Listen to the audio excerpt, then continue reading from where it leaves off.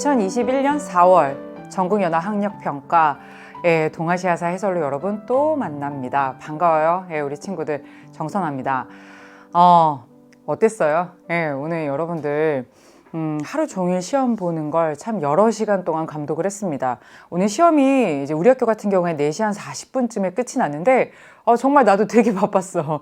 아침부터 계속 감독하고 그리고 이제 마지막에 담임 시간 좀 더 이렇게 있어서 마지막으로 감독하고 딱 그 탐구 영역 끝나자마자 우리 친구들 정답 및 해설 나눠주고 얘들아 가채점 해라 오늘 잘 쉬어라 자율학습 빠지지 말자 그래 니들 고생했다 하고 막 와바바바 하고 내려와서 선생님 진짜 달려왔어요.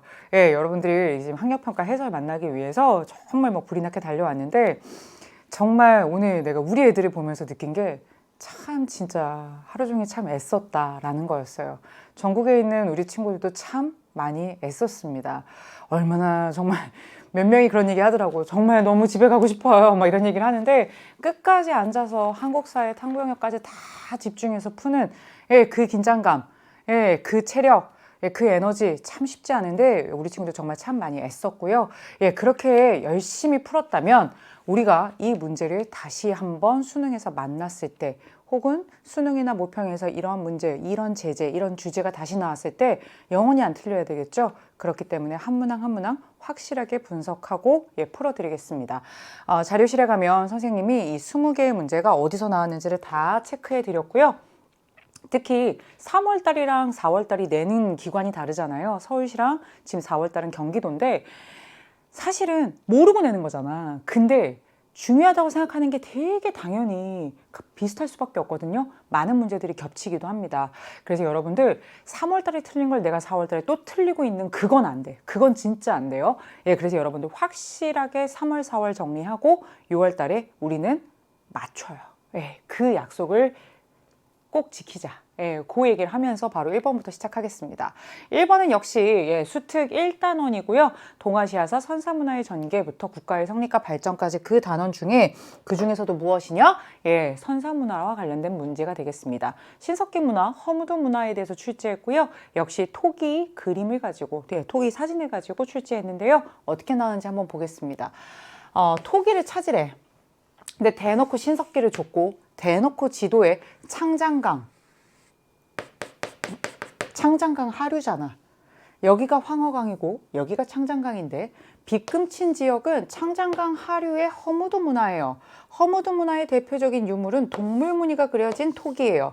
여기가 기후 조건도 좋고 사실은 농경과 목축이 굉장히 빨리 시작된 곳이다라는 게 너무나 명확할 정도로 여기서 출토된 토기를 보면 돼지 그림 토기 그리고 벼 이삭이 새겨져 있는 그런 토기들이 나오죠.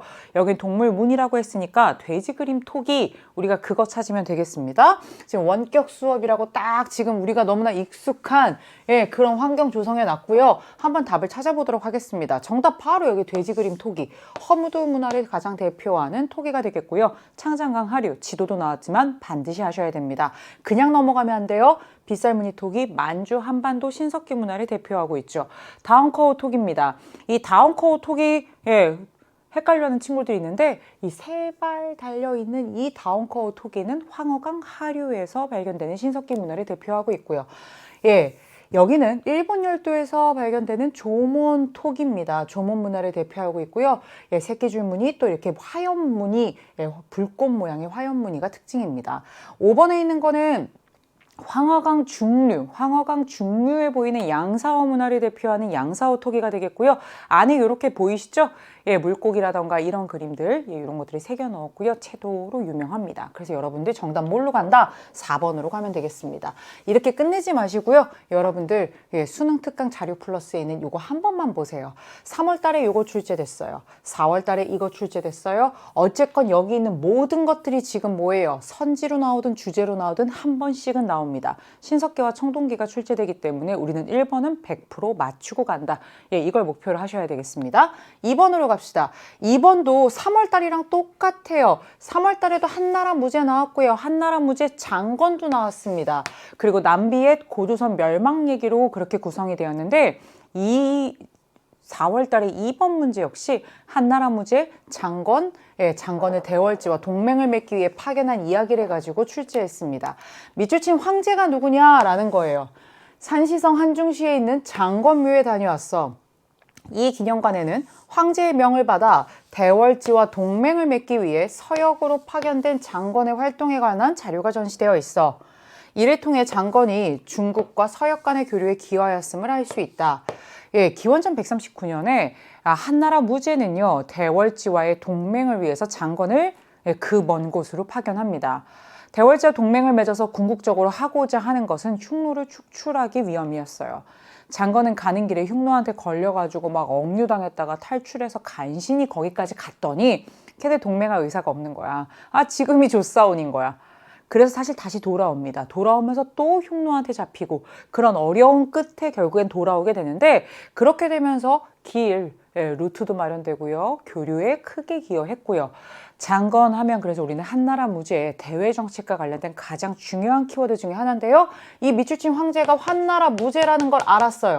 그럼 한나라 무제와 관련된 거 우리 수특에 어떻게 나와 있습니까? 그렇지. 장건 파견한 거, 그리고 한나라 무제 때 남비에 멸망시키고 국군 설치, 한나라 무제 때 역시 고조선 멸망시키고 사군을 설치한 거, 이런 것들이 지금 주제나 아니면 선지로 구성된다라는 거 알 수 있죠? 그럼 정답 뭘로 갑니까? 한나라 무제, 기원전 108년에 왕검성을 함락하면서 고조선을 멸망시켰다. 3번이 되겠습니다. 호라즘을 정복하였다. 호라즘, 이슬람 왕국인데요. 누가? 13세기에 징기스칸, 몽골 제국, 이렇게 기억하시면 되겠고요. 팔기제 자주 나오는 선지가 되겠죠? 후금, 누르하치가 팔기제를 바탕으로 나중에 이 팔기는 좀 더 확대되고요. 그래서 후금, 청 이렇게 기억하시면 되겠습니다. 수도를 대도로 옮겼다. 대도, 누가 옮겨요? 쿠빌라이 칸 때죠. 몽골 원과 관련된 설명이 되겠습니다. 사고전설에 편찬하였다. 사고전서, 수능의 단독으로도 나왔습니다. 청대 걸륭제 때 경사자 집으로 엄청나게 방대한 사이즈의 편찬 사업을 했죠. 그래서 여러분 정답 3번이 되겠습니다. 3번입니다. 3번은요, 수능 특강 4단원의 유학과 불교에서 불교와 관련돼서 출제했고요. 3월 달에도 불교의 승려와 관련된 게 출제됐습니다. 3월 달에는 인도에 갔다 온 승려가 누군지 그런 걸 물어봤다면, 이번에는 감진이라고 하는 당나라에서 일본으로 건너간 승려를 냈고요. 계율, 수계의식, 효무천황과의 관계를 통해서 감진이 활동했던 8세기의 불교에 대해서 지금 출제했습니다. 불교에서는 늘 승려의 활동을 묻기 때문에 우리 친구들이 그 승려의 활동을 세기별로 잘 정리해야 된다고 참 여러 차례 말씀을 드렸어요. 진짜 참 여러 차례 말씀을 드렸어요. 그걸 우리 친구들이 혹시라도 기억 못하는 친구들이 있을까봐 선생님이 다시 한번 수능 특강 쪽수로 좀 말씀드릴게요. 이게 어디 있냐면 애들이 마지막까지 조금 힘들어하거든. 47페이지에 나와. 47페이지에 이게 나오니까 꼭 여러분들 정리를 한 번은 해두셔야 돼요. 알겠어요? 그럼 한번 지금부터 같이 풀어보도록 하겠습니다. 가 승려가 활동한 시기를 물어봤어요. 그러니까 가가 누군지도 알아야 되고요. 시기도 알아야 됩니다. 자료는 일본 견당사 일행의 요청을 받고 일본에 계율을 전한 가의 행적을 적은 기록 중 일부이다. 이걸 가지고 푸는 게 아니라 설명을 가지고 푸는 거야. 이걸 어떻게 해석할 거야? 이 자료에는 일본으로 건너간 가라고 하는 승려, 그러니까 지금 이 가라고 하는 사람은 어떻게 한 거예요? 일본으로 간 거예요. 일본 승려라는 뜻이 아니라 어디선가 일본으로 간 거고요. 가서 뭐 했어요? 계율을 전했고요. 그리고 실제로 그 일본의 쇼무 천황을 직접 접견했고요. 수백 명의 승려에게 수계의식까지 거행을 했어요. 말이 어렵게 나와 있지만 이게 무슨 말이냐면, 이 가라고 하는 승려가 8세기 때 활동한 당나라 승려 감진입니다. 우선 이걸 알아야 돼요. 감진은 견당사 일행의 요청을 받고 일본에 건너가기 위해 되게 여러 차례 노력을 하는데, 사실 여러 번의 시도 끝에 실패, 경험 속에서 여러 번의 시도 끝에 간신히 일본에 가요. 그러는 과정에서 사실은 눈도 실명을 하고 큰 고난이 있었지만 끝끝내 갑니다. 그렇다면 왜 그렇게 일본에서 이 사람을 요청했느냐?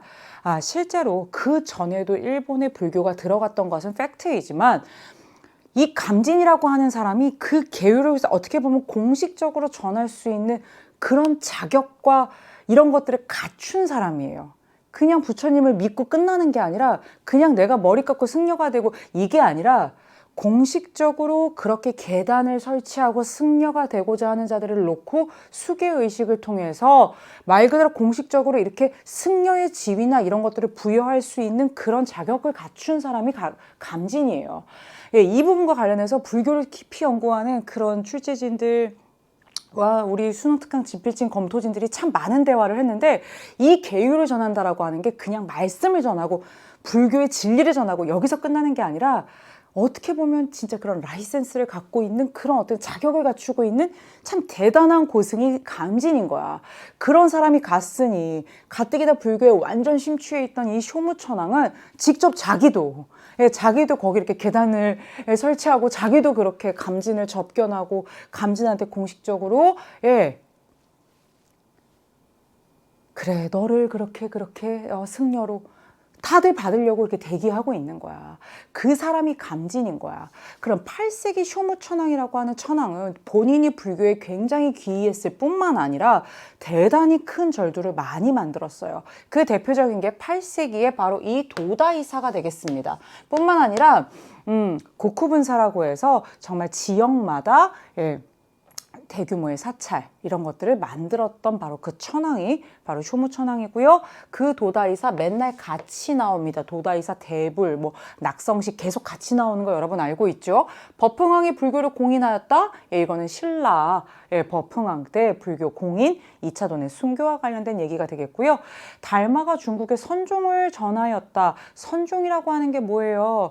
직관적인 깨달음을 강조하는 거예요. 이 선종 같은 경우에는 문제가 어렵게 나오면 언제 나오느냐? 특히 신라 하대 때 그 호족들과 이 선종이 엮여서 9개의 산을 중심으로 해서 신라에 대항해서 새로운 세력으로 이렇게 한국사와 연결해서 선종이 나오기도 하고요. 달마대사, 선종 같이 기억해 두셔야 되고요. 윈강석굴사원이 조성되기 시작한 거는 부기 때가 되겠습니다.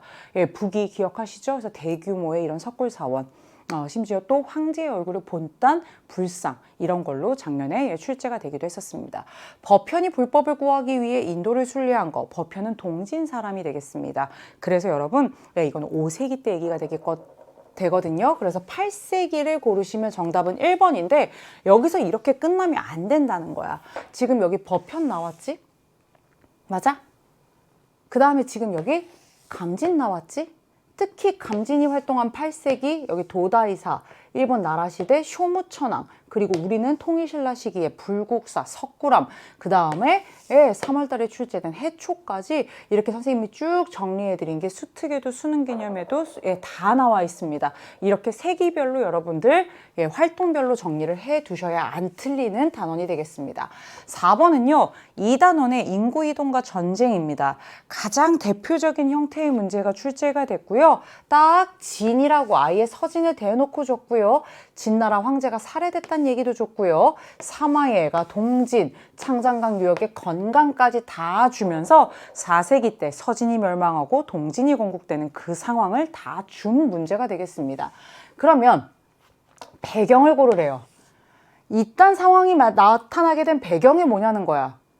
지금 보니까 파티를 열었는데 유총이란 자가 연회를 열었는데 이 파티에서 진나라 황제가 푸른 옷을 입고 술을 따르고 있어. 한나라의 황제가 술을 따르고 있어. 그럼 그 나라의 황제의 그 지위나 이런 것들이 유지가 되는 거야? 아니야. 대단히 굴욕적인 상황인 거야. 이에 왕준 등은 슬픔을 견디지 못하고 소리내어 울었대. 슬프지. 근데 중략 다음은 훨씬 더 내용이 세지. 이 진나라의 황제가 살해되었다는 소식이 저 창장강 유역의 건강이라는 데까지 전해졌대요. 또 중략이 나옵니다. 사마예가 동진의 황제로 즉위하자 백관 여러 관리들이 예의를 갖췄다. 그 얘기예요. 지금 잘 보니까 진나라 황제가 유총이라고 하는 침략자 앞에 술을 따르고 있고 그러다가 진나라 황제가 살해되고 그 소식이 저 창장강 유역까지 전해지고 사마씨, 사마예라고 하는 자가 동진이란 나라의 황제가 됐네? 그 얘기는 뭐예요? 지금 서진이란 나라가 멸망하고 창장강 유역으로 내려간 한족들이 동진이란 나라를 만들었대. 진나라 황제는 살해됐대. 사마예가 여기 새로운 황제로 즉위했대. 어디서? 다른 동네에서. 그럼 한번 보자. 4세기에 특히 이 후한말부터 대구 이동했던 이 5호가 4세기 이후 황하강 유역의 화북 지역 여러 지역을 장악하면서 5호 16국 시대를 열게 되고요. 원래 그 황하강 유역에 있었던 서진이란 나라는 어떻게 됐어요? 멸망하고 황제는 살해됐고 얘기 나오지? 연쇄적으로 이 이동 때문에 한족 일부가 창장강 쪽으로 이동을 하면서 동진이란 나라를 건국한다. 이게 언제라고? 4세기라고 얘들아. 그러면 이 배경은 뭐예요? 5호가 어떻게 한 거야? 화북 지역을 장악하고 세력을 확장하고 있다. 가장 전형적인 이 단원의 핵심 중에 핵심. 5호의 이동, 그리고 그거에 따른 한족의 연쇄 이동. 정답 4번이 되겠습니다. 전연의 맹약은요, 거란과 송나라 사이에서 1004년에 체결된 것이고요. 외가 백강전투에서 패배한 거, 백강전투 663년이죠. 백제 멸망한 이후에 외의 수군이 그 백제의 뭔가 부흥을 좀 돕겠다라고 하면서 왔다가 나당연합군한테 패배한 상황입니다. 효문제가 수도를 러양으로 옮겼다. 이 사람 부기의 황제예요. 부기의 효문제가 러양으로 옮긴 것은 5세기 말의 상황이 되겠습니다. 부여족 일부가 졸본 지역으로 남하에서 세운 나라가 우리가 아는 고구려입니다. 부여족 일부가 졸본 지역으로 남하여 주몽을 중심으로 나라를 세우니 그게 고구려가 되겠습니다. 정답 4번이고요. 5번으로 갑니다. 역시 유학과 불교 단원인데요. 유학과 불교 단원이 율령, 불교, 성리학 이 세 가지의 카테고리로 되어 있거든요. 그 중에서 여러분들이 만날 수 있는 율령 문제 중에 조금 난도가 있는 문제가 되겠고요. 어렵다라고 느꼈을 수 있어요. 왜냐하면 발해 삼성육부제와 그 모든 중앙 시스템을 다 암기해야 사실은 알 수 있는, 확실하게 맞출 수 있는 문제였기 때문에 그런데 여러분들이 우선 발해라고 하는 것을 뭐를 통해서 알 수 있었는지 거기까지 한번 가보도록 하겠습니다. 같이 한번 볼게요. 가 국가의 통치 체제에 대한 설명으로 옳은 것은 가의 대무예가 죽자 대조용 아들이에요. 대무예가 발해의 두 번째 왕인 무왕이 되겠습니다. 이 발해의 대무예, 뭐 누군지 모를 수도 있어. 괜찮아. 이 발해의 대무예, 아직 발해인지 모르더라도 대무예가 죽자 그 아들 대훈무가 왕위에 올랐대. 이 사람이 문왕이야. 그리고 연호를 대응으로 고쳤대. 독자적인 연호도 사용하고 있지. 대훈무는 도읍을 호라나요 동쪽에 있는 상경으로 옮겼대. 얘들아, 요거는 힌트가 돼야 돼. 발해의 상경성, 당나라의 장안성을 본따서 만든 되게 장안성이랑 구조나 이런 것들이 비슷했던 곳이 바로 상경이 되겠습니다. 또 하나 계속해서 보겠습니다. 이 여기는 다 힌트가 돼야 돼. 이 나라에 중정대가 있대요. 그리고 이 나라에는 문적원이 있대요. 이거는 알아야 된다? 왜냐? 볼래? 이게 수당의 율령체제가 다른 나라에 어떻게 전파되는지와 관련해서 우리가 수능특강 수능 개념에서 아주 중요하게 다뤘던 바로 발해의 삼성육부제와 그 시스템입니다. 삼성, 정당성, 선조성, 중대성으로 되어 있고요. 당나라의 삼성과 세계는 똑같지만 명칭이 전혀 달라요. 그쵸? 당나라는 뭐였어? 중서성, 문화성, 상서성이었잖아. 근데 여기는 정당성, 선조성, 중대성 세 개고요. 중정대, 문적원. 선생님 이거 지금 시험에 나온 건데요. 관리를 감찰하는 중정대와 문서와 도서 이런 것들을 보관하는 기능을 갖고 있는 문적원. 그리고 주자감. 이게 정답지죠. 이게 정답지와 지금 주제 다 나와 있죠. 주자감이 바로 교육기관, 최고의 학교를 얘기합니다. 이 삼성 아래 좌사정, 우사정이 있고요. 6개의 부가 있는데 이름은 충인의 예지신이라고 해서 유교식으로 정리했다라는 겁니다. 그렇다면 이게 발해라는 거를 알았어요. 근데 더 나가는 거지. 국가의 통치 체제 얘기하면서 여기에 하나가 더 나와. 교육기관으로 주자감을 설립하였다. 이게 학교야. 당나라는 국자감이라 그랬어. 발해가 주자감이라고 불러. 선생님 5번이랑 헷갈렸어요. 헷갈릴 수 있는데 문화성이 있대요. 중서성, 문화성, 상서성이 있는 건 이건 당나라예요. 선생님 이거랑 헷갈렸어요. 이거는 뭐예요? 신기관, 제사를 담당, 태정관, 행정을 담당. 이관팔성이죠. 이관팔성제는 우리 게 아니라 어디 거예요? 일본의 다이오율령이 되겠습니다. 지방의 다루가치를 파견한 건 몽골 얘기고요. 남면관제와 북면관제, 이원적인 이러한 시스템을 갖춘 나라는 거란, 요가 되겠습니다. 그래서 여러분들은 이거 자료 플러스에 이게 그대로 나오거든요. 그림까지 그대로 나오거든요. 이걸 모르시면 안 돼요. 일본의 다이오 연령과 발해, 이거는 반드시 여러분들이 알아야만 하는 게 되겠습니다. 6번으로 가보도록 하겠습니다. 6번은 3단원, 국제관계의 다원화 중에 조공책봉 얘기를 하고 있고요. 예, 당이라고 하는 나라의 대외관계를 화본공주를 가지고 여러분들 한번 풀어보라고 하는 문제가 되겠습니다. 가왕조가 먼저 어딘지부터 우리 친구들이 찾아내야 되는데요. 여기 있는 이 그림 굉장히 유명한 어떤 무덤 안에 들어있는 벽화인데요. 예빈도라고 해서 손님들을 맞이하는 거야. 당나라의 관리가 자기네 나라에 온 여러 외국 사신들을 맞이하는 그런 모습이 묘사되어 있습니다. 그러면 이 당나라 관리들이 이렇게 생긴 것도 다르고 복색도 다른 이러한 여러 사절단을 받아들이고 있다는 건 당나라로 이렇게 많은 나라의 외국의 사신들이 갔다라는 거야. 특히 힌트 줍니다. 우리가 지금 장외태자묘의 예빈도를 가지고 문제를 풀 수 있는 거는 아주 잘하는 친구들이거나 아니면 교사들인 거지. 근데 여기 봐봐. 힌트 나오지? 장안성은 여러 나라에서 온 사신뿐 아니라 유학생들이 왕래하는 국제교류의 장이야. 당나라를 우리가 뭐라고 얘기를 해? 국제적이고 개방적이고 막 이런 얘기 하잖아. 장안성에는 전 세계의 사절단과 유학생, 승려들이 모이는 바로 그런 곳이고, 그들이 가지고 온 다양한 문화와 종교 이런 것들이 가능한 곳이고, 그러면 이게 당이다라는 것은 사실은 이거를 가지고 알 수 있는데, 그럼 가가 당이야? 그럼 당나라의 대외 관계를 물어보는데 서하를 공격하여 멸망시킨 거는 몽골 얘기지. 13세기 아니야. 광저우에서 공행을 설치한 건 뭐야? 청나라 얘기야. 18세기 이후고 공행이라는 건 광저우에서 이 공행을 통해서만 서양 상인들과 교역할 수 있게 한 거지. 토번의 화본공주를 파견하였다. 이게 당나라지. 정확하게는 당나라의 누구냐면 당나라 태종이라고 하는 황제야. 토번이 그때 대단히 세거든. 누구 때문에 세냐면 토번의 그 당시의 지도자 군주는 송첸칸포라는 사람이야.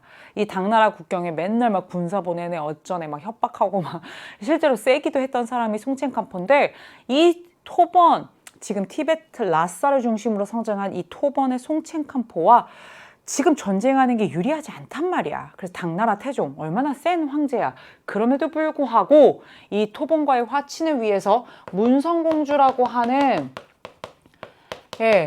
이 여인을 화본공주로 파견합니다. 화본공주란 중원의 왕조가 이민족의 왕조에게 혼인정책을 통해서 화친을 유지하기 위해 보내는 왕실이나 종실의 딸들을 얘기하죠. 정답은 뭘로 가요? 3번으로 가고요. 계속해서 보겠습니다.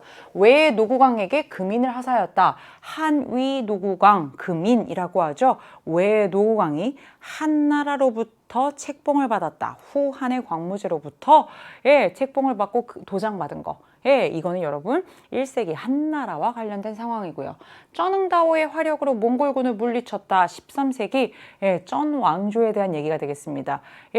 베트남 대월이라고 하는 국호를 썼던 그 쩐왕조에서 몽골군을 3차례에 걸쳐서 물리쳤죠. 바로 그 대단한 사람이 누구예요? 쩌능다오죠. 그래서 여러분 정답은 뭘로 갑니까? 당나라로 가시면 되겠고요. 당나라 화본공주 사례 나옵니다. 그러면 7번 보도록 하겠습니다. 7번도 역시 3단원 국제관계의 다원화인데요. 이 중에 유목민족, 북방민족과 관련된 내용입니다. 이 북방민족 중에서도 요번에 출제는 뭘 냈느냐? 금나라를 냈어요. 아구다나, 송유의 사신을 보냈다. 송과 연합해서 거란을 멸망시켰다. 일단 힌트들을 통해서 우리가 금이구나라는 걸 알 수 있는데 확실하게 정리하셔야 돼요. 거란이랑 여진이랑 탕구트랑 헷갈리지 않기로 해요. 4월이니까 이렇게 친절하게 얘기하지. 6월 모평만 돼도 혼나. 이거 틀리면 진짜 혼나는 문제야. 왜? 지금은 괜찮지만 얘들 아니야. 이제 앞으로는. 아고다라고 하는 사람이 부족을 통합해서 나라를 만들었어. 그 나라가 뭔지 바로 모를 수는 있어. 근데 아고다가 보낸 사신이 카이펑에 도착했대. 카이펑은 송나라의 수도야. 그랬더니 송나라의 황제가 이 아구다가 보낸 사신과 함께 거란을 함께 공격할 방안을 논의하게 했고, 그래서 이 가라고 하는 나라가 군사를 모아 랴오강을 건너 거란의 중경을 공격하여 함락시켰대요. 그러니까 가는 어떤 나라예요? 거란을 멸망시킨 거예요. 누구와 함께요? 송과 함께요. 그쵸? 거란이 멸망한 게 1125년이 되겠습니다. 그러면 거란을 멸망시킨 나라가 거란은 아닐 거 아니니. 그리고 여기 송은 이미 패를 깠잖아. 송과 연합하여 거란을 멸망시킨 이 나라가 어딜까? 얘들아, 이게 금나라야. 금이라고. 1115년에 아구다가 부족을 통합하고 금이라는 나라를 만들었는데 그 금나라가 불과 10여 년 만에 거란을 멸망시킬 정도로 강성해졌어. 그리고 그 다음에는 뭐 했는 줄 아니? 북송 쳐들어가. 카이펑을 쳐들어가. 그 나라가 금이야. 이 금나라는요, 맹암모극제라고 하는 것을 운영해요. 이 맹암모극제라고 하는 게 뭔지 혹시 모르는 친구들 때문에 마지막으로 한 번만 다시 설명합니다. 금나라는 아쿠타, 아골타, 아구다가 부족을 통합한 후 1115년에 건국했고요. 제일 중요한 거, 송과 연합하여 요를 멸망시킨다. 이게 지금 우리 시험에 출제된 거고요. 그 다음에는 북송을 멸망시킨다. 그리고 고려, 송과 군신관계를 체결하는 나라가 다 금이 되겠습니다. 특히 금나라는요, 여진족을 비롯한 이런 북방민족들은 맹암모극제로 행정과 군사를 조금 일치시켜서 가져가고요. 한족은 따로 갔어요. 한족은 주연제를 실시합니다. 이뿐만 아니라 여진인들의 고유한 문자도 사용하고요. 불교를 숭상하는 모습도 보이는데 이게 바로 금나라가 되겠습니다. 그러면 금에 대한 설명은 3번으로 갔고요. 남비에 멸망시킨 거 한나라 무제, 연행사를 파견한 건 조선에서 청으로 보낸 거죠. 맹암모극제 방금 설명했고요. 이게 금이고요. 선호 아래 좌연항과 우연항을 둔 것은 흉노에 대한 설명이 되겠습니다. 베트남 북부에 안남도호부를 설치한 건 중국의 당나라 얘기고요. 679년 7세기에 이 베트남 북부 지역에 안남도호부를 설치해서 이 지역을 관할하고자 합니다. 그래서 여러분 정답 뭘로 간다? 3번으로 가고요. 이 중에 뭐가 나와도 금나라는 다 선지가 가능하기 때문에 꼭 어떻게 한다? 이 금을 한 번 더 정리한다. 어디에서? 3단원에서 정리하고 가셔야 됩니다. 그래야 수능 때 안 틀려요. 8번입니다. 유학과 불교에 이번에는 성리학 문제가 나왔는데요. 이 경몽요결 거경국리, 거경국리 성리학의 수양 방법론이 나옵니다. 그리고 정답에는 뭐가 나오는지 우리가 한번 같이 볼 건데 문제 한번 보시죠. 밑줄 친 이 학문이 동아시아 각국에 끼친 영향으로 적절한 것은 힌트가 적다라고 얘기하는 친구들이 있을 수는 있는데 대놓고 이의를 줬어요. 이의가 5,000원짜리에 있는 그분이에요. 그치? 신사임당의 아들이자 엄마도 5만 원짜리에 아들은 5,000원짜리. 왜? 지금 조선이 성리학의 나라야. 이 성리학의 나라에서 이황과 더불어 이희 대단한 성리학자인데 특히 이희가 이 학문을 발전시켰대. 성리학자잖아. 경몽요결이라고 나왔는데 경몽요결이 뭐냐라고 하면 대놓고 힌트 주잖아. 남송 때 주의가 집대성한 이 학문. 야, 4월이니까 이렇게까지 주는 거야. 남송 때 주의가 집대성한 이 학문이 바로 뭐예요? 성리학이고요. 거경국리가 뭘까요? 이 성리학에서 얘기하는 수양 방법인데 이 거경국리라고 하는 뜻이 바로 무엇이냐? 거경국리 할 때 리가 이거거든. 끝까지 그 진리와 이치와 원리를 마지막까지 탐구하고 탐구해서 우리는 진리를 찾을 것이고 그래서 경물치지 사물의 이치를 끝까지 잡고 매달리고 탐구해서 깨달음을 얻는 데까지 갈 거다라는 거야. 남송 때 주의가 집대성한 바로 성리학에 대한 설명이 되겠습니다. 그렇다면 성리학 얘기 다 되었죠? 성리학과 관련된 거를 골라라 이거야. 골품제 시행이 성리학이랑 관련돼 있냐? 이거 신라인데. 얘들아 신분제잖아. 뼛속까지 나눈 거잖아. 너는 진골이다. 너는 육두품이다. 오두품이다. 에헤이 신라 때 나온 무슨 이게 성리학이랑 무슨 상관이야. 남송 때 주의가 집대성했다고. 이게 언제인데 남송 12세기 상황이 아니야. 독서 상품가가 실시되었다. 역시 이것도 통일된 이후의 신라에서 과거제도 아니었죠. 그냥 경전을 읽는 능력을 상중하려 해서 관리를 선발할 때 참고한 정도가 되겠습니다. 제자백가가 출연하였다. 이거는 춘추 전국시대. 왜 이래 얘들아. 이거는 남송 때라고. 남송 때. 그 이후를 찾아야지. 다이오 율령이 반포되었다. 연도까지 이건 외웠잖아. 701년 일본에서의 상황이야. 얘들아 앞으로 가면 어떡하겠니? 영양인데. 성리학이 적어도 집대성된 이후가 되겠죠. 정답 뭘로 갑니까? 일본에서 사서오경 외훈이 저술되었다. 누구에 의해서요? 사서오경 외훈. 여기다 정리해놨죠. 이거 헷갈릴까봐 선생님이 이렇게 정리해봤어. 일본 성리학의 발전, 특히 예, 임진왜란 요 시기에 굉장히 발전해서 에도막부 시기까지. 왜 요때냐? 조선의 강왕이라고 하는 성리학자가 임진왜란, 정확하게는 정유재란 때 포로로 끌려갑니다. 그리고 이 강왕과 누가 교유하느냐? 후지와라 세이카라고 하는 일본의 한때 승려였지만 이 사람 성리학에 굉장히 심취한 사람이고요. 이 사람이 강왕과 교유하면서 사서오경 외훈이라고 하는 것을 집필해요. 그리고 이 사람의 제자인 하야시 라잔이 바로 에도막부 시대의 제도와 의리를 정비하면서 일본 성리학 발전에 크게 이바지하죠. 정답 뭘로 갑니까? 5번으로 가면 되겠습니다. 9번입니다. 예, 9번은요. 6단원 교역망의 발달과 은유통과 관련해서 교역망 문제고요. 에도막부 네덜란드 대지마. 네덜란드 나왔어. 그리고 결국엔 에도막부 시기의 경제사로 옳지 않은 것을 고르라고 했고요. 선지가 까다롭긴 했지만 오답이 너무 명확했어요. 오답이 뭐였냐면 심지어 9세기에 장보고가 만든 청해진, 이게 오답이었어. 너무 동떨어진 옛날 얘기가 나왔죠? 우리 한번 9번 같이 보겠습니다. 그럼에도 불구하고 옳지 않은 것이기 때문에 모든 걸 다 골라야 돼서 조금 어렵게 느낀 친구들이 있을 수는 있을 것 같아요. 그럼 한번 보겠습니다.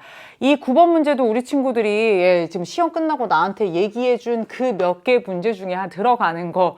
근데 솔직히 발해 문제와 요 정도 문제지만 이거는 너무 오답이 명확해요. 그래서 이런 거 틀리면 좀 아까운데 4월이니까 그래도 안 돼. 옳지 않은 것이야.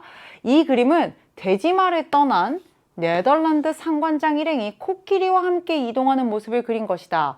이 밑줄친 막부는 크리스트교를 금지하고 해외 무역을 통제했어요. 중요한 특징 2개 나오죠?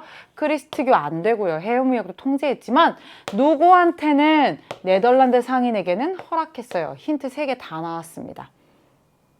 코끼리 갖고 푸는 문제 아니고요. 네덜란드 대지마 요거 가지고 푸는 문제예요. 이 막부는 어떤 막부예요? 에도 막부예요. 에도 막부는요. 원래 이 나가사키에 대지마라고 하는 인공섬을 만들었다? 이거를 만들어서 상관을 설치하고 원래는 누구랑 장사하려고 했냐면 포르투갈 상인들이랑 장사하려고 했는데 얘네들이 자꾸만 크리스트교 세력과 이렇게 연결된단 말이야. 그리고 뭐 포교하려고 하고. 그래서 결국에는 이 포르투갈 상인들의 내항을 다 금지해버려. 이 얘기지. 크리스트교도 금지하고 해외 무역을 통제해. 근데 네덜란드 상인들은 그런 거 안 한다고 약속했어. 그래서 실제로 네덜란드 상관을 이 대지마로 옮겨와서 1641년부터 네덜란드 상관을 통해서 이 대지마의 네덜란드 상관을 통해서 서양 세력 중에서는 네덜란드하고만 에도막부가 독점적으로 사실은 서양 상인 중에서는 그렇게 교역을 해나가요. 에도막부라는 게 당연히 나왔죠. 에도막부는 1603년부터 그러니까 17세기죠. 이때부터 19세기까지 가는 막부란 말이야. 1868년이 메이지 유신, 메이지 정부잖아. 그러니까 그 전까지잖아. 그러니까 얘들아 이렇게 가는 200년의 막부야. 이 막부 시기의 경제 상황이에요. 그럼 조선은 후기고요. 중국 같은 경우에는 명청시대, 명 거의 끄트머리, 청대 쫙 이게 되겠죠. 그러면 대동법이 시행되었다. 이거 광해군 때부터 해서 자그만치 100년 걸려서 전국으로 시행되거든요. 광해군이 뭐예요? 임진왜란 이후죠. 조선 후기 상황, 17세기 상황 가능하죠. 청해진이 설치되었다. 이거는 9세기 우리 바다의 왕자 해상왕 장보고와 관련된 상황이 되겠습니다. 청해진 설치? 이거 아니고요. 이게 오답입니다. 강남 지역에 시진이 발달하였다. 이거는 명청으로 가셔야 되는데요. 시진은 무엇이냐면 확실하게 다루는 품목이나 업종이 이렇게 정해져 있는 중소 단위의 상공업 도시예요. 강남지방, 특히 창장강유역을 중심으로 해서 많이 만들어졌고요. 규모가 크진 않아요. 중소규모지만 뭔가 자신들이 면포면 면포 이런 식으로 확실하게 업종이 분화되어 있는 그러한 형태를 띠는 도시를 얘기를 합니다. 산시상인이 전국적으로 활약하였다. 산시상인, 휘저우상인이 전국적으로 활약한 것도 딱 명대가 아니고 명엔드 청대까지 가게 됩니다. 조카마치가 발전하였다. 이거 당연히 에도막부죠. 선생님 조카마치가 뭔가요? 까먹었어요. 예, 조카마치 마지막으로 설명해요. 예, 에도막부 시기에 다이묘의 그 성이 있고요. 그 주변을 중심으로 해서 사무라이들 그리고 존인들이 같이 살고 있는 거기. 예, 그 도시를 우리가 조카마치라고 얘기를 합니다. 선생님, 농민은 어디 사나요? 예, 농민은 농촌에 거주하고 있죠. 그래서 여러분 정답 뭘로 간다? 옳지 않은 것은 청해진 구세기로 가시면 되겠습니다. 10번입니다. 10번은 가를 찾으라는 문제인데요. 대놓고 은을 줬고요. 3월에도 은이라는 주제가 그대로 나왔습니다. 마닐라도 나왔고요. 필리핀 나왔고요. 멕시코 얘기도 나왔고요. 에스파냐 얘기도 나왔습니다. 은을 찾으면 되는 문제가 되겠습니다. 같이 한번 볼게요. 3월달에 틀렸어도 4월달엔 그래서 틀리면 안 되는 문제야. 가에 대한 설명으로 옳은 것만을 보기에서 골라보래요. 이것은 포토시 광산에서 원주민이 가를 생산하는 모습을 그린 거래요.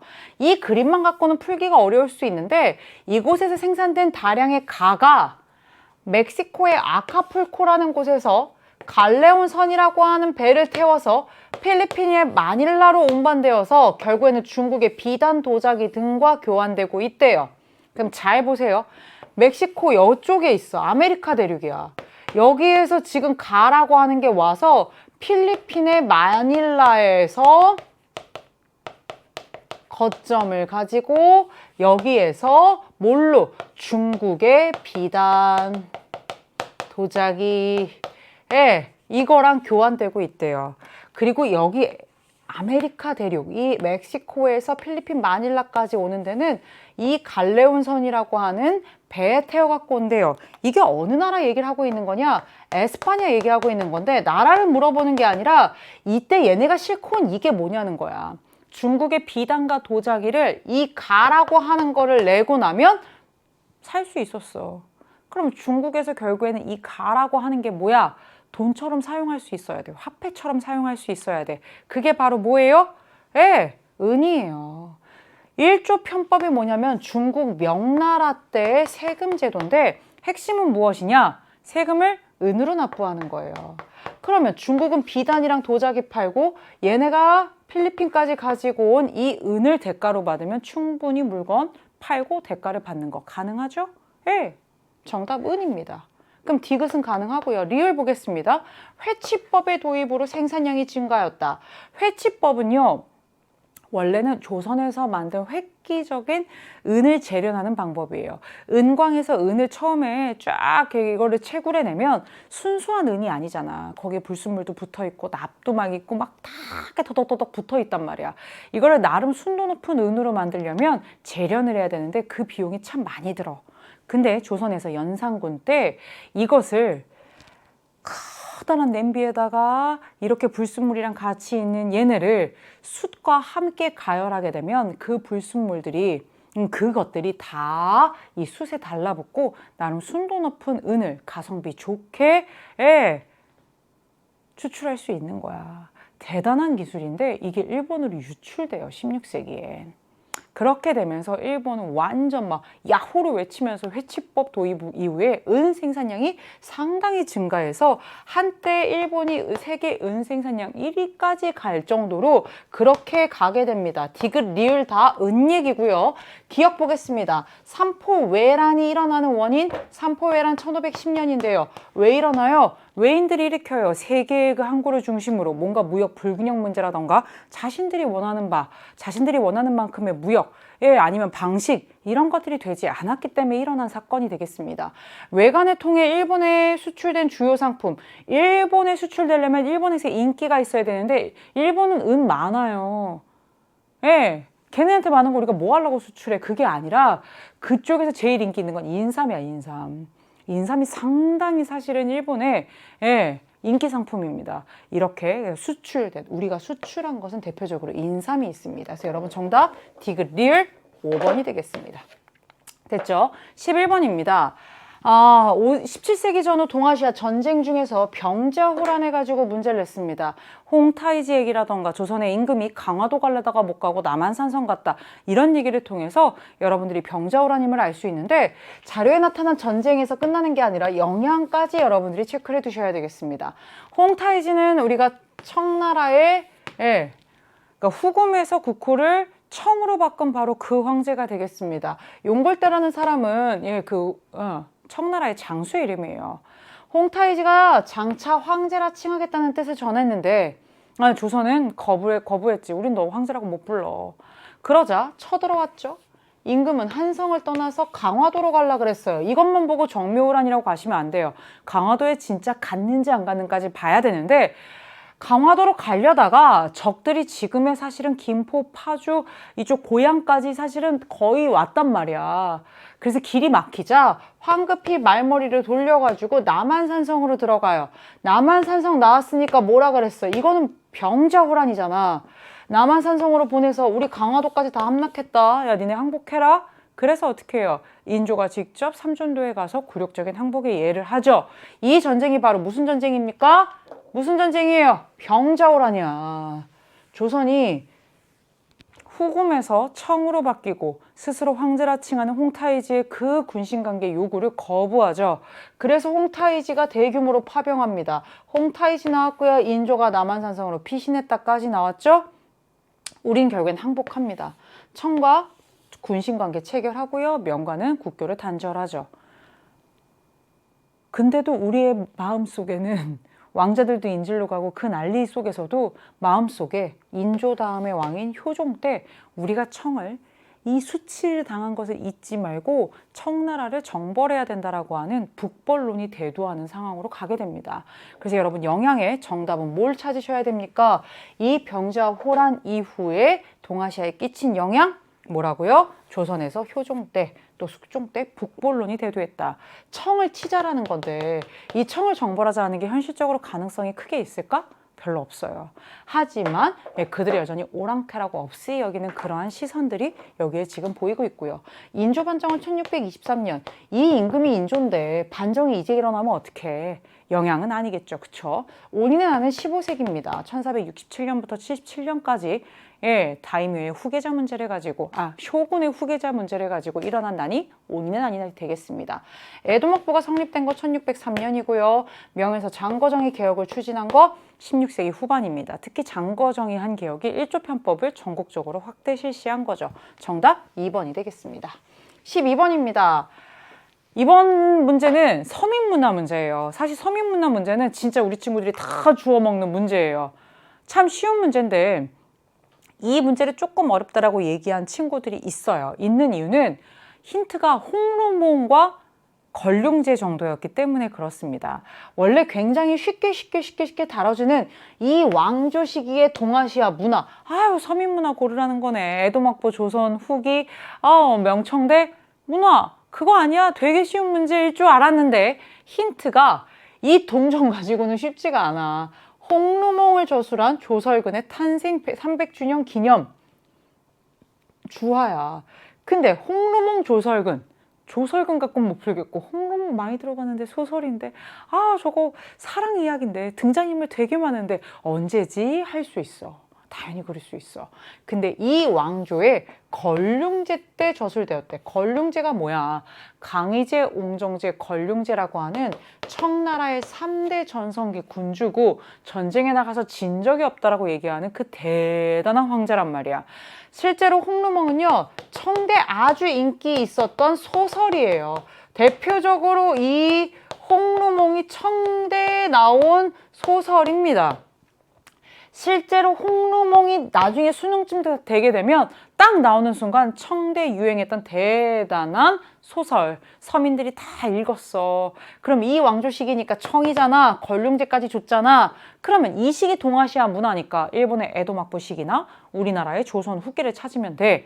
그럼 정답은 여기서 막 깃발 들고 있어. 에도막부 시기에 유행한 가부끼. 가부끼가 뭔데? 가부끼 여기 나오잖아. 노래, 춤, 재주를 결합하여 만든 대중연극으로 존인들이 에도막부 시기에 아주 향유했던 대표적인 대중극이야. 그럼 이게 에도막 보니까 대놓고 정답은 1번인데 제시 자료가 조금 까다로웠을 수는 있다. 오케이. 재앙기가 집필되었다. 여러 왕들의 이야기. 예, 이거 언제냐? 고려 후기가 되겠습니다. 예, 고려부터 같이 얘기할까요? 팔만대장경, 몽골의 침략을 막기 위해 지금 불대장경을 조판하고 있죠. 역시 고려시대 얘기가 되겠습니다. 성리대전이 완성되었다. 성리학 나온다고 무조건 남송대 아닙니다. 예, 이거는 명대에 편찬된 대규모의 성리학과 관련된 책이 되겠고요. 호류사 5층 목답이 건립되었다. 호류사라고 하는 절 자체가 7세기 때가 되겠습니다. 그래서 우리 불교 정리할 때 7세기 하면 호류사, 그리고 그 호류사에 있는 5층의 목탑, 나무로 만든 탑인데 아직까지 현존하고 있죠. 그래서 여러분 정답 뭘로 간다? 이 왕조 시기, 예, 청대예요. 정확하게 지금 청대입니다. 여기 나오잖아. 예, 홍로몽은 명대에는 쓰지지 않았고요. 청대 걸륭제 때 쓰여진 소설인데 서민문화의 성장과 함께 굉장히 크게 유행했습니다. 경극, 홍로몽 이런 거 나오면 여러분 청대라고 체크하실 수 있고요. 정답은 조선 후기 얘네들도 다 가능하고요. 에도막부 시기의 가부키, 우키요의 불락호 다 가능한 상황이 되겠습니다. 됐죠? 13번입니다.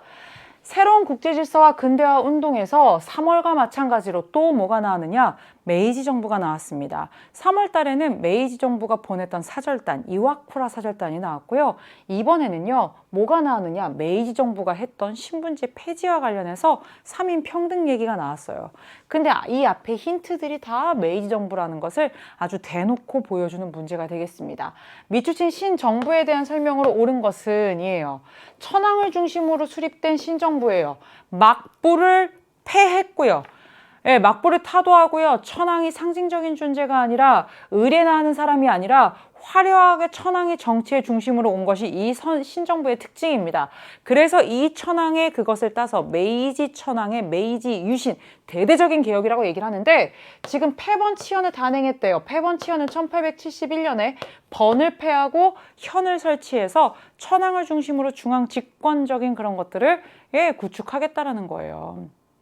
그리고 이 신정부는 징병제를 실시해요. 무사들 이런 거 다 없애버리고요. 징병제를 통해서 의무적으로 지금 징병하고 있습니다. 이 새로운 정부는 식산흥업, 식산흥업이 어려운 게 아니라 산업을 뭐 하겠다는 거예요. 늘리고 흥하게 했다는 거야. 부국강병을 위해서 산업의 중요성, 뭐 공업이라던가 뭐 교육, 같이 흥해야 된다. 그렇게 가겠다는 거야. 부국강병한 나라로 달려가겠습니다. 이거예요. 그럼 이 신정부가 바로 뭡니까? 메이지 유신을 단행한 메이지 정부예요. 언제부터요? 1868년부터 해서 쭉 가게 돼요. 메이지 정부 꽤 오래 갑니다. 근데 이 메이지 정부가 했던 것 중에 굉장히 중요한 게 바로 무엇이냐? 3번이에요. 신분제를 폐지하거든요. 옛날에 막부 시기를 생각해봐. 사무라이가 있고 완전히 탁탁탁탁 나눠서 지금 농민들까지 아예 그냥 사는 곳까지 분리시켜버렸단 말이야. 신분 간 이동 금지하고. 근데 어떻게 했어요? 신분제 폐지했고요. 3인 평등. 모든 백성 지금 평등하게 가고요. 의무, 징병, 그 다음에 세금 납부, 교육, 의무교육, 소학교 의무교육까지 그렇게 가고 있습니다. 정답 3번이고요. 광무개혁을 실시한 거는 대한제국입니다. 왜 대한제국이에요? 대한제국이 1897년에 출범하면서 만든 연호가 광무가 되겠습니다. 그래서 대한제국 때 했던 1년의 개혁을 광무개혁이라고 하죠. 인민공사를 조직한 건 중국에서 1958년 대약진운동을 하면서 인민공사를 조직해서 사람들 대부분을 여기다가 가입시켰죠. 흠정헌법 대강을 제정했다. 1908년의 일입니다. 청나라가 진짜 막판에 입헌군주제에 뭔가 틀을 만들어 보겠다 하면서 제정한 헌법이 이건데 사실 이때는 입헌군주제를 주장하는 입헌파와 혁명파가 막 치열하게 대립하는 그런 상황이었죠. 미일하친조약을 체결했다. 여기에 낚이지 마라. 미일하친조약은 1854년이고요. 아직 막부예요. 막부가 이거 가지고 개항하면서 사실은 막부에 대한 불만이 굉장히 크게 고조가 되죠. 정답 3번이 되겠습니다. 14번입니다. 14번은요. 이거는 어렵다 그러면 안 되는 문제야. 이거는 어떤 왕조를 고르라는 문제인데 아예 대놓고 난징도 줬고요. 자금성도 줬고요. 베이징으로 수도를 옮긴다라는 것까지 줬습니다. 이 왕조에 대한 설명으로 옳은 것을 골라보려는데 이 왕조의 수도는 초기에는 난징이었어. 그리고 그 황성을 그린 그림이야. 근데 이 왕조가 베이징에 자금성을 건설하고 수도를 결국엔 어디로 옮겼어? 베이징으로 옮겨버렸어. 맞아? 그래서 난징에 있다가 베이징으로 수도가 바뀐 나라 어느 나라? 명나라. 그럼 하나만 더 물어보자. 처음에 홍무제 때, 주원장 때 그때는 난징이 수도였는데 대체 자금성 건설하고 수도를 베이징으로 옮긴 건 누구야? 그렇지, 명나라 영락제야. 그러면 지금 문제는 명을 물어봤지만 이 선지로 가보시면요. 결국에는 영락제와 관련된 선지가 정답으로 가게 되는데요. 이 명나라 영락제 때 정화라고 하는 자를 파견해서 어떻게 했어요? 대항해, 진짜 정화의 원정이라고 해서 영락제 때부터 선덕제 때까지 무려 7번이나 보내요.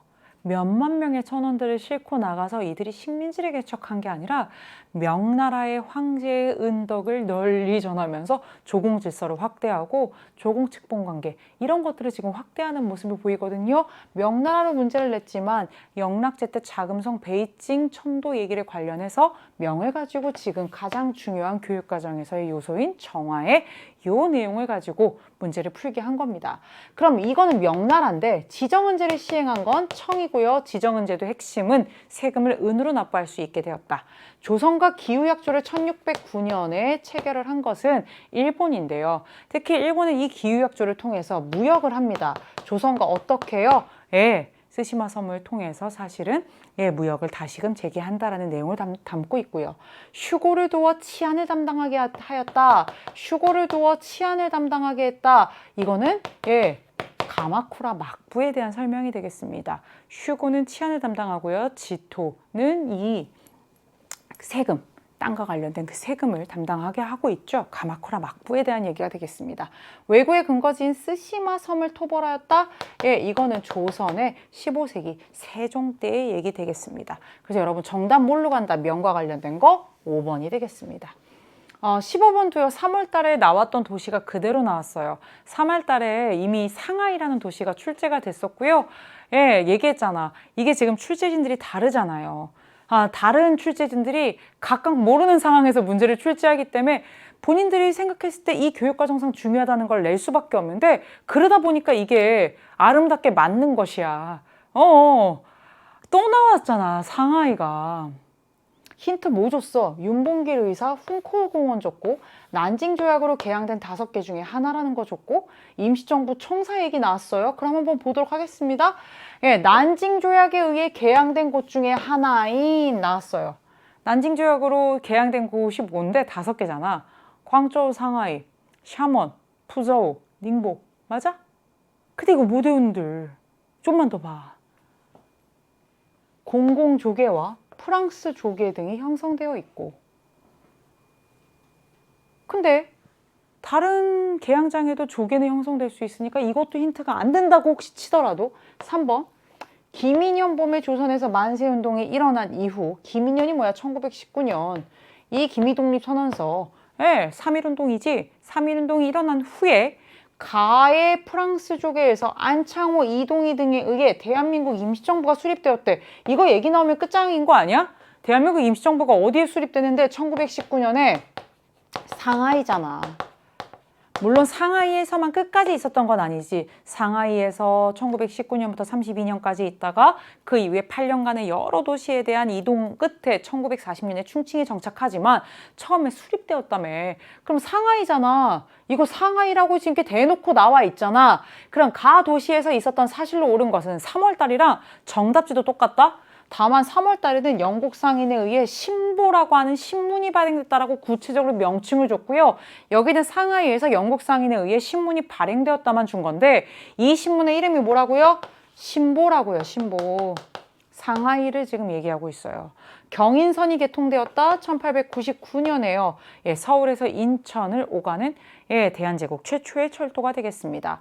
경사대학당 1898년에요. 수도에 세워진 근대적인 교육기관입니다. 베이징이 되겠죠. 아주하치네가 창립되었다. 반제국주의를 얘기하면서 일본의 도쿄에서 수립됩니다.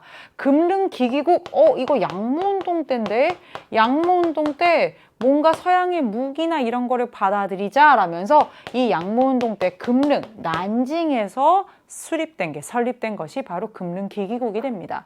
그럼 여러분, 상하이와 관련해서 이거 나온다고.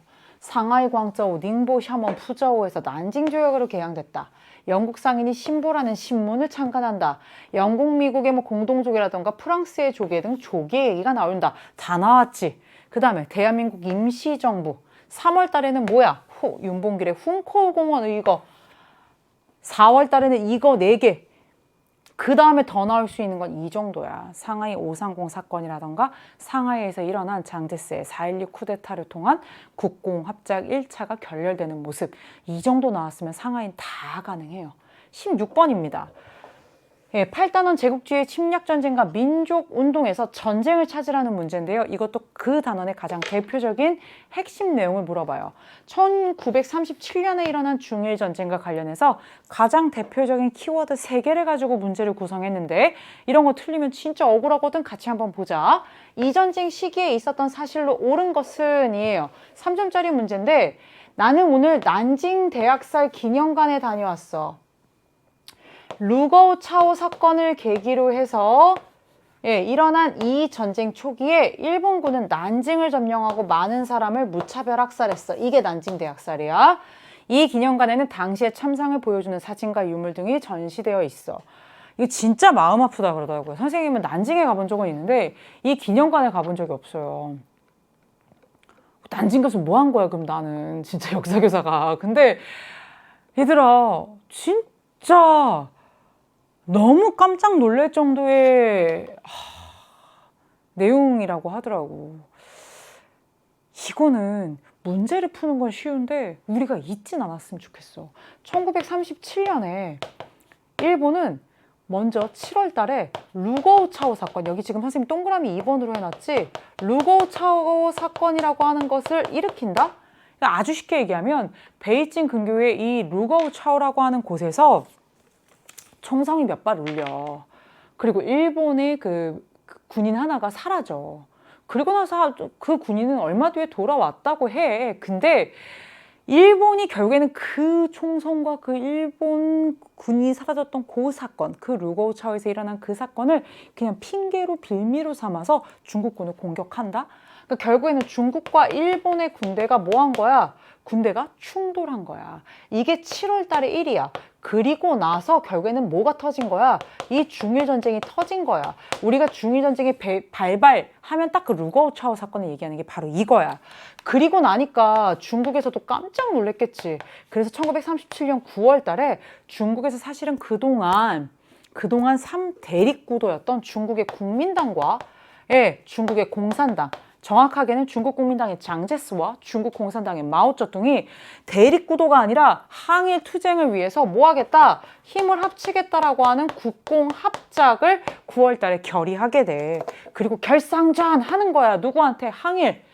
일본에 대항해서 지금 항일 투쟁하고 있는 거야. 일본은 이 전쟁을 사실은 초창기에 빨리 끝내고자 했어. 그래서 37년 거의 말에 이 난징이라고 하는 그 당시 중국 국민당의 거점이지 여기서 이루 말할 수 없는 대학살, 많은 사람들이 한 30만일까지 얘기를 하는 그런 민간인들에 대한 엄청난 대학살극을 펼치게 돼. 이게 다 그 1937년과 중일전쟁과 관련된 얘기가 되겠습니다. 그래서 여러분 정답 난징 대학살 줬고요. 루거우 차오 사건 줬죠. 1937년 7월 달에 이 전쟁이 터지고 9월 달에 제2차 국공합작이 이루어졌다. 정답 5번이 되겠습니다. 이 전쟁은 중일전쟁인데 37년에 이렇게 터져서 사실은 45년까지 가는 거지. 그치? 만주국이 수립되었다. 만주사변 이듬해인 1932년 만주를 완벽하게 점령한 일본이 세운 거고요. 운요 사건이 발생했다. 1875년에 이 사건을 빌미로 그 이듬해인 1876년에 강화도 조약이 체결됩니다. 동학농민운동이 일어났다. 1894년 가보년이 되겠죠. 그래서 이 해에 이 사건을 진압하는 과정 속에서 결국에는 우리 땅에서 청일전쟁도 일어나게 되죠. 청일 수호 조규가 체결되었다. 1871년 청과 일본의 대등한 관계를 규정한 것이 청일 수호 조규가 되겠죠. 정답 5번이 되겠습니다. 17번입니다. 17번은요. 제국주의 침략전쟁과 민족운동 역시 8단원 문제고요. 오사운동 관련 문제인데 파리 강화 회의 얘기 주고요. 일본의 산둥반도 이권 얘기가 나옵니다. 많이 아는 내용인데 량치차오 때문에 낚이면 안 되는 문제입니다. 같이 한번 보도록 하겠습니다. 자료를 활용한 탐구활동으로 가장 적절한 것. 탐구활동이 제일 쉽다 그랬지. 여기서 지금 뭉뚱그려서 하고 있는 얘기가 뭐냐만 알면 돼. 량치차오 누군지 모르면 어때? 사회진화론자. 맞아. 변법자강운동. 맞아. 다 맞는데 이 사람이 더 중요한 게 아니라 여기선 이게 중요한 거야. 파리에서 보내온 전보인데 이 파리에서 내려온 전보의 내용이 뭐냐면 일본이 강화회의에서 요구한 산둥에 대한 이권이 열강이 승인해버렸다는 거야. 이제 우리는 일본의 산둥을 잃고 나라를 온전하게 보존하지 못하게 됐다. 량치차오의 전보 내용은 굉장히 급박하지. 야, 산둥 끝났어. 일본이 여기 다 차지할 것 같아. 지금 나라에 큰 어려움이 닥쳤으니 얘들아, 우리 중국 민중 가만히 있을 거니? 라는 거야.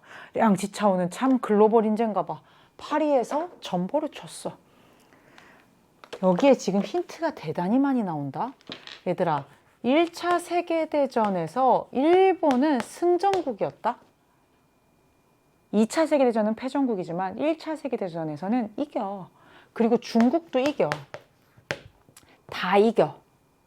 그리고 이 전쟁이 끝나고 나서 1919년부터 1920년까지 파리에서는 1차 세계대전을 마무리하는 강화회의가 열려. 이게 파리 강화회의야. 그러면 중국도 이겼고 일본도 이겼으니까 여기서 자신들이 원하는 것들을 얘기하겠지. 중국이 무슨 얘기를 하냐면 일본이 1915년에 이미 관철시켜서 시행하고 있는 21개조 요구를 철회해달라고 요청을 해. 이게 중국의 요청이야. 왜? 우리도 이긴 나라잖아. 왜 중국이 우리나라의 이권, 특히 산둥반도의 이권을 뺏는 거를 우리 더 이상 좌시할 수 없다. 파리 강화에서 할 얘기 한 거야. 근데 결론만 얘기하면 어떻게 됐어? 일본이 21개조 요구, 특히 어떤 산둥반도에서 옛날에 독일이 갖고 있던 이권을 일본이 가져가서 계속해서 유지하는 것에 대해서 결국에는 열강들이 중국의 요구를 묵살하고 일본 편을 들어요. 일본 편. 일본이 윈한 거예요. 이 얘기를 지금 급히 전보로 치면서 중국 애들 가만히 있지 말라고 얘기하는 거야. 중국 애들 가만히 있지 않아요. 중국인들 얼마나 기분이 나빴겠어. 얼마나 자존심이 상했겠어. 뭐 하고 있니? 이렇게 되는 거야. 1919년 5월 4일을 중심으로 해서 쫙 그 이후에 베이징에 있는 이 대학생들을 중심으로 해서 점점 확대되게 되는데 포인트는 바로 그거야. 반제국주의. 특히 어떤 나라? 반일. 일본이 우리나라에서 이렇게 이권 다 가져가게 냅둘 거야? 산둥반도 이권 이대로 뺏길 거야? 라고 하면서 일어났던 대표적인 민족운동이 바로 오사운동이 되겠습니다. 정답 1번이고요. 도이모이 정책은 베트남에서 1986년 개혁과 쇄신, 그래서 실제로 시장경제의 요소를 받아들인 부분을 얘기하고요. 6월 민주항쟁 1987입니다. 대한민국에서 대통령 직선제 개헌, 호원 철폐 이런 것들을 요구하면서 결국에는 1987년 대통령 직선제 개헌까지 이뤄냈던 민주화 운동이 되겠습니다. 미중 공동성명이에요. 미국과 중국의 국교는 1979년인데요. 그걸 얘기하는 게 아니라 1972년에 미국의 대통령 닉슨이 중국에 방문했을 때 미국과 중국이 공동으로 성명을 발표하는 데까진 가거든요. 이때 국교를 수립하진 못하지만. 그럼 이건 1972년의 얘기인 거야, 얘들아. 아니죠. 제1차 아편전쟁의 전개 과정. 제1차 아편전쟁은 1840년부터 42년까지 청과 영국의 전쟁이 되겠습니다. 그래서 역시 아닙니다. 그래서 여러분 정답 파리 강화 회의에 일본이 이권을 그대로 유지하자. 중국에서 일어난 대표적인 민족운동 1919년 오사운동 역시 1차 세계대전과 관련된 아주 중요한 민족운동이 되겠습니다. 파리 강화 회의, 워싱턴 회의 다 시험에 나옵니다. 특히 1차 세계대전을 마무리하고 있는 그 회의, 파리 강화 회의 기억하세요. 18번입니다. 역시 8단원이고요. 홍수전이 간만에 등장했습니다. 태평천국운동도 양문운동과 더불어서 한 번씩은 출제되는, 참 안 나오면 아쉬운 그런 주제인데요. 홍수전, 조세를 면해주겠다, 구세주다, 만주족한테 협조하지 마라, 뭐 이런 거를 통해서 태평천국운동을 우리가 같이 한번 찾아보도록 하겠습니다. 자료를 통해 알 수 있는 무브먼트, 운동을 찾으래. 천황 홍수전, 구세주, 하늘을 대신하여 도를 행하고 백성을 구할 뿐 해치지 않을 것이며 천하를 통일하면 3년간 조세를 면할 것이다. 우리가 성을 공격할 때 저항하지 않으면 무사하나 만주족을 도와 성을 지키고 싸우고자 한다면 벌할 것이다. 이때 만주족이 누군데? 청이에요. 이들은요, 태평천국운동이라고 해서 홍수전을 천황으로 모시고 태평천국의 이상을 실현하자 얘기를 조금만 덜 풀어서 준 게 이거예요. 그러면 이 홍수전이라고 하는 사람은 바로 누구냐? 자신을 예수님이랑 동급으로 본 사람이야. 하나님의 아들이래. 하나님의 아들 예수님이잖아. 예수님이랑 형제라고 생각하는 사람이 홍수전이야. 그래서 태평천국운동이라고 하는 걸 통해서 알 수 있지만 크리스트교를 바탕으로 해. 이들의 커뮤니티의 이름을 배상제회, 상제회라고 하거든. 그리고 이들은 나름 난징에서 굉장히 큰 세력이야. 1850년대부터 활약해서 1860년대까지가 이거 진압하느라고 진짜 청나라 고생했다? 그 얘기는 얘네가 하는 이야기들에 수많은 민들이 반응했다는 거야. 왜? 크리스트교를 배경으로 하면서 남녀는 다 평등하고 신분 이런 거 없고 우리 다 사랑받기 위해 태어났고 그런 얘기 막 해. 그리고 토지, 제일 중요한 얘기. 토지는 균분해야 된대. 진짜 모든 농민들의 꿈, 토지를 소유하고 내 땅을 내가 경작하는 그것을 얘기하고 있는 게 바로 태평천국운동이야. 그러다 보니까 난징을 중심으로 해서 홍수전을 따르는 자들이 어마어마했던 거지. 이들은 멸만흥한이라고 해서 청 몰아내고 크리스트교를 바탕으로 한 그러한 천국을 만들겠다. 이거야. 이전까지 자주 출제가 됐었고요. 1850년대부터 60년대까지 특히 이들을 진압한 자들이 이용장이나 증국본과 같은 한족 관리다까지 나와요. 근데 여기선 거기까지 안 가고 이 운동 자체를 물어봤습니다. 왜 이렇게 인기가 많았는데 남녀평등, 토지균분 등을 주장했기 때문에 꽤 오래가고 꽤 규모도 컸다라는 거고요. 중화민국이 수립되는 계기, 중화민국이 1912년이잖아. 이게 수립되는 계기가 되려면 1911년에 뭐가 일어났다는 뜻인데 그거는 신의 혁명이 되겠지. 삼국간섭은 1895년인데 러프독이 왜 나섰냐면 청일전쟁의 결과 승리한 일본이 1895년 시모노세키 조약을 체결하는데 청나라와 여기서 랴오tung 나라, 타이완 나라, 대상금 나라 한단 말이야. 그때 러프독이 일어나서 어떻게 한 거야? 시모노세키 조약의 내용에 문제를 삼아서 그 이후야. 시모노세키 조약 체결 이후에 러프독이 야 랴오뚱은 반환하지 라면서 압력을 넣었던 게 바로 삼국간섭이 되겠습니다. 포츠머스 조약은 1905년인데요. 이거는 뭔 조약이에요? 러일 전쟁 이후에 러시아와 일본이 체결한 겁니다. 윌슨의 민족 자결주의에 영향을 받아 일어난 것 중에 대표적인 거는 우리 한반도에서 일어난 3.1운동이 되겠습니다. 그 민족의 미래는 그 민족 스스로가 결정한다는 게 민족 자결주의죠. 태평천국운동까지 얘기했고요. 이제 19번입니다. 이번 시험의 특징은요. 현대사에서 두 문제만 출제됐어요. 9단원에 하나, 10단원에 하나가 나왔는데 이 9단원에서 출제된 문제가 이 베트남과 관련된 내용을 가지고 사이시기 문제를 냈습니다. 아주 촘촘하진 않았기 때문에 4월달 정도 난도에서 우리 친구들이 그래도 도전해 볼 수 있고요. 정답도 완전히 그냥 생뚱맞게 나온 것이 아니라 나름 이 사이시기와 관련된 국제 정세 속에서 찾을 수 있는 선지로 꽤 인과를 고려해서 출제한 문제라고 볼 수 있습니다. 가부터 한번 볼 건데요. 시기 사이의 문제가 나오면 긴장하지 마세요. 3점에도 긴장하지 마세요. 대표 주자. 진짜 간판 스타일을 낸 겁니다. 볼게요. 이달 21일 제네바에서 조인된 휴전협정의 주요 내용은 다음과 같다. 잠정적인 군사분계선은 북위 17도 선을 기준으로 하며 프랑스와 베트남 민주공화국 군대는 이제 그만 싸우래. 적대행위 하지 말래. 이게 바로 무엇이냐? 1954년 체결된 제네바 협정이에요. 스위스 제네바 에서 체결된 제네바 협정인데요. 예, 이게 바로 뭔 내용이냐면 호치민이 이끄는 베트남 민주공화국이 자신들의 존재를 끝끝내 인정하지 않고 지금 프랑스가 그렇게 나오자 프랑스랑 되게도 오랜 시간 동안 전쟁을 치렀는데 1954년에 결국엔 누가 승리하냐? 모두의 예상과 예측을 깨고 베트남 민주공화국 호치민 세력이 프랑스 애들을 DMBM 푸 전투라고 하는 전투를 통해서 크게 승리해요. 그리고 나서 체결한 게 이 제네바 협정이에요. 북위 17도 선으로 지금 뭐 한 거예요? 군사분계선 정하고 앞으로 2년 안에 남과 북이 총선거를 해서 하나의 통일된 정부를 수립하겠다라는 게 제네바 협정의 핵심 내용이에요. 근데 이게 지켜지지 않고 1955년에 미국의 지원을 받아서 남쪽에 베트남 공화국이 수립되고 그리고 어떻게 됐어요? 1964년 이른바 통킹만 사건을 통해서 미군이 지상군 및 북베트남에 대한 폭격을 아주 집중하면서 어떻게 됩니까? 베트남 전쟁 생기게 되죠. 그런데 날을 보겠습니다. 날을 보니까 닉슨 대통령이 고위관리를 불러 괌에서 제시한 원칙을 거듭 강조했대요. 이 원칙은 아시아의 방위는 아시아 국가들이 스스로 처리해야 된다는 내용을 담고 있대요. 말은 이렇지만 솔직히 말하면 진짜 미국이 제대로 체면국이고 발표한 거예요. 언제요? 1969년에 이른바 닉슨 독트린이라고 해요. 닉슨은 미국의 대통령 이름이고요. 독트린은 어떤 정책이나 원칙을 얘기하는 건데 이걸 보통 뭐라고 별칭을 얘기하느냐? 대아시아 전략이라고 얘기를 해요.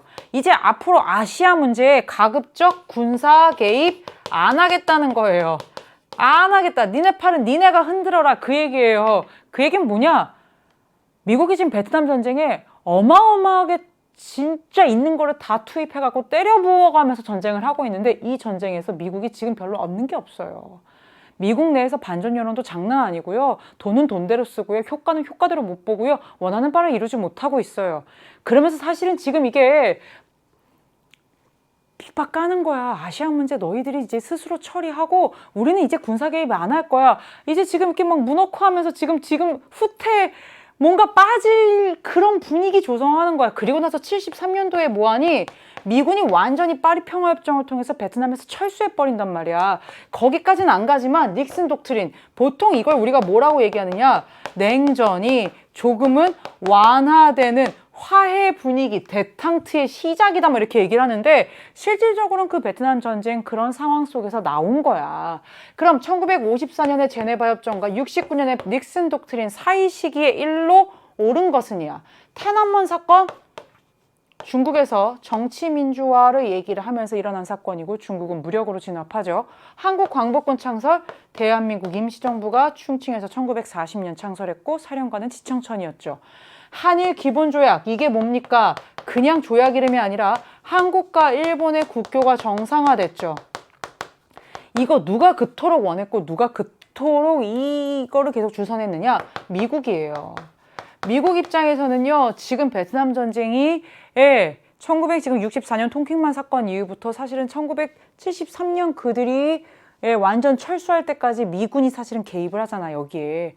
그런 상황 속에서 이 아시아의 두 나라인 한국과 일본이 언제까지 이렇게 국교도 맺지 않은 채 진짜 원수지간으로 지낼 것이냐. 서로의 니드가 있잖아 하면서 계속해서 미국이 어떻게 해요? 동아시아의 이런 공동의 안보체제 구축을 위해서 한국과 일본에게 계속해서 푸시했단 말이야. 그래서 결국엔 1965년에 체결된 게 한일 기본조약이고요. 한국과 일본의 국교가 정상화됩니다. 중화인민공화국이 수립된 건 국공내전에서 마오쩌둥의 중국공산당이 승리하면서죠. 극동국제군사재판은 전범을 처리하는 거였습니다. 일본 패망하고 난 이후에 바로 하겠지. 그래서 도쿄에서 2년에 걸쳐서 일어난 것이 바로 이겁니다. 그래서 정답은 무엇이다? 54년과 69년 사이에 1965년 한일 기본조약. 이게 뭐라고? 한국과 일본의 국교 정상화 과정이다. 이렇게 알아두시면 되겠습니다. 됐습니까? 그래서 한번 정리해 볼까요? 지금 제네바 협정은 그냥 나온 게 아니라 베트남과 프랑스의 엄청난 이 전쟁의 결과 프랑스를 북베트남군이 크게 승리하면서 제네바 협정이 체결됐고요. 지금 뭐가 나옵니까? 미국의 닉슨 독트린 발표 나왔죠. 요 사이 시기에 들어가는 일, 1965년 한일 국교 정상화 내용이 되겠습니다. 20번입니다. 마지막 문제인데요. 10단원입니다. 동아시아의 경제 성장과 정치 발전에서 동아시아 정치사가 나왔고요. 이것도 3월 달에 나왔던 주제 그대로 출제되었습니다. 3월 달에도 대약진 운동, 마오쩌둥의 위기, 문화대혁명 이렇게 나왔는데요.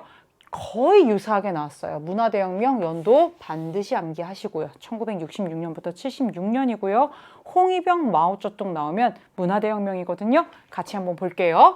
밑줄 친 이 혁명에 대한 설명으로 옳은 것은 나왔어요. 홍위병, 마오쩌둥을 추종하는 각지의 홍위병들이 베이징으로 왔고 텐진, 상하이 등 주요 도시로 이동했고 이 문화대혁명의 핵심은 자본주의 노선을 추구하는 세력을 공격하는 것을 목표로 삼고 있고 홍위병이 동원된 이 혁명은 앞으로 더 확산될 것이라고 본다라고 되어 있어요. 얘들아, 명확하게 알란 말이야. 대충 보지 말고 우선 이게 뭐냐면 수특 10강의 138페이지의 날계단에 보면 이 설명 자체가 나와 있어. 문화대혁명은 뭐냐면 대약진 운동에서 완전 실패한 마오쩌둥이 위기를 겪게 되거든? 왜 위기냐?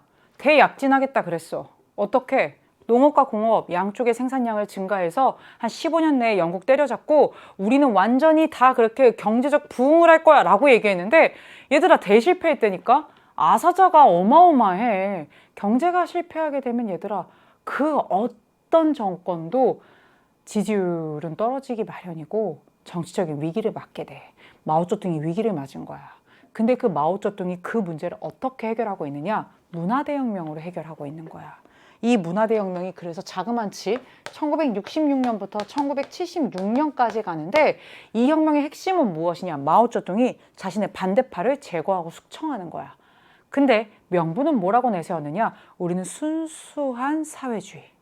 자본주의의 어떤 노선이나 자본주의 냄새나는 것들, 자본주의에 물든 모든 것들을 다 격퇴하고 순수한 사회주의 노선을 유지할 거야 라고 천명을 했고 그러면서 이 마오쩌둥을 거의 숭배하고 추앙하고 거의 막 신앙처럼 생각하는 이 젊디 젊은 청소년과 청년 집단인 홍위병이 마오쩌둥의 개인 숭배와 함께 이거에 막 나서가지고 자본주의 뭐 인민의 적 이러면서 전국 각지로 다니면서 10년 동안 진짜 광풍이 본 거야. 그러면 이 혁명에 대한 설명으로 옳은 것은 정답 뭐야? 대약진 운동의 실패로 인해서 마오쩌둥이 정치적 위기를 맞게 되는데 그런 속에서 일어난 게 바로 문화대혁명이다. 반대파 제거로 가는 그러한 부작용을 낳게 되었죠. 55년 체제 성립에 영향을 주었다. 1955년에 일본에서 시작된 사회당과 자유민주당, 자민당의 양당 체제로 자민당이 쭉 집권을 합니다. 언제까지요? 1993년까지요. 55년 체제, 이건 일본 얘기고요. 1955년 얘기입니다. 아니고요. 신군부가 무력으로 진압한 사건은 1980년 광주에서 일어난 5.18 민주화 운동이 되겠습니다. 샌프란시스코 강화 조약이 체결되는 배경, 1951년 9월 달에 우리가 6.25 전쟁이 한창일 때 연합국들과 일본 사이에서는 그 전쟁을 마무리하는 강화 조약이 체결되면서 일본이 주권 국가로 다시금 화려하게 복귀하는 신호탄이 되죠. 정답은 4번이고요. 중국 국민당 정부가 타이완으로 이동하는 계기가 됐던 건 국공내전에서 중국 국민당 정부의 장제스가 패하면서 1949년 말에 하게 됩니다. 그래서 여러분 정답 몇 번이에요? 4번이고요. 문화대혁명은 3월에도 나오고 4월에도 나왔고요. 문화대혁명은 계속해서 나오는데 나중이 되면 이렇게 나오면 그냥 바로 맞추는 거야. 마오쩌둥, 홍위병, 대약진 운동의 실패, 그리고 자본주의 노선이라던가 부르주아 이들에 대한 숙청이나 공격 이런 얘기가 나오면 1966년부터 76년까지의 문화대혁명이고 또 하나는 무엇이다? 이 시기가 10년이잖아. 이 시기에 동아시아에 있었던 일을 가지고 문제를 출제하는 경우도 대단히 많다는 거 잊지 않으시면 되겠습니다. 이렇게 해서 20번까지 문제 다 같이 풀었고요. 우리 총평에서도 얘기했지만 정말 각 단원의 대표적인 문제를 출제한 게 4월과 3월의 경향성이라고 할 수 있습니다. 6월도 과연 그럴까요? 6월은 이제 변별되는 문제들도 출제가 될 겁니다. 그래서 조금 더 난도 있는 문제들 여러분들 계속해서 같이 기출특강으로 만날 수 있도록 하시고요. 예, 우리는 계속해서 6월 달에 이어서 또 만나도록 하겠습니다. 동아시아사는 끝까지 EBS.